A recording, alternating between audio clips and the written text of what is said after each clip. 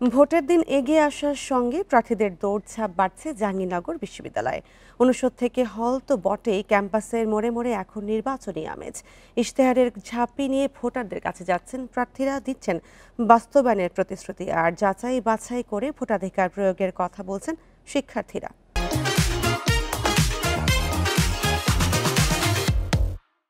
নির্বাচনী আমেজে জাহাঙ্গীরনগর বিশ্ববিদ্যালয়। ষষ্ঠ দিনের প্রচারণায় বিভিন্ন অনুষদ আর হলগুলোতে ছুটছেন প্রার্থীরা।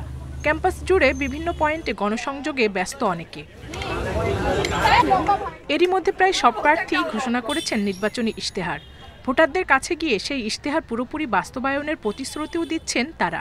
হলে হলে ফ্যাকাল্টির সামনে যাচ্ছি, আমাদের ভাই বোনদেরকে সমস্যার কথাগুলো আমরা শুনতেছি, আমরা তাদের কাছে আমরা দোয়া চাচ্ছি, তাদের মূল্যবান ভোট চাচ্ছি, যাতে আমরা আমাদের পূর্ণ প্যানেল জয়যুক্ত হতে পারি। প্রশাসন অনেক বিধিনিষেধ আরোপ করেছেন, ক্লাসরুমে যেতে পারছি না, আমাদের প্রত্যেকটা ফ্যাকাল্টির সামনে অল্প সংখ্যক বোর্ড দিয়েছে যেগুলোতে পোস্টার ছাড়ানো যাচ্ছে না। তো এই প্রতিকূলতা মোকাবেলা করেই আমরা শিক্ষার্থীদের কাছে যাওয়ার চেষ্টা করছি, অক্লান্ত পরিশ্রম করছি। শিক্ষার্থীদের সঙ্গে বিভিন্ন আন্দোলন সংগ্রাম থেকে শুরু করে শিক্ষার্থীদের পক্ষে যেহেতু আমরা কাজ করেছি, সেহেতু তাদের সাথে আমাদের একটা হৃদ্যতাপূর্ণ সম্পর্ক রয়েছে, যার কারণে কিন্তু শিক্ষার্থীরা আমাদের প্রতি আস্থা রাখছে। কথার মায়াজালে না আটকে যাচাই বাছাই করে ভোট দেবেন বলে জানিয়েছেন ভোটাররা। ক্যাম্পাসে পরিবেশ উন্নয়নে যোগ্যরাই পছন্দের তালিকায় শীর্ষে থাকবেন।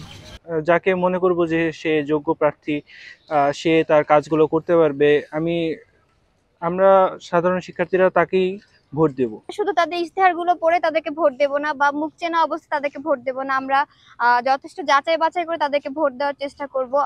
11 সেপ্টেম্বর অনুষ্ঠিত হতে যাওয়া জাকসু নির্বাচনে ভিপি পদে 10 জন, জিএস পদে 9 জন সহ প্রতিদ্বন্দ্বিতা করবেন 179 জন।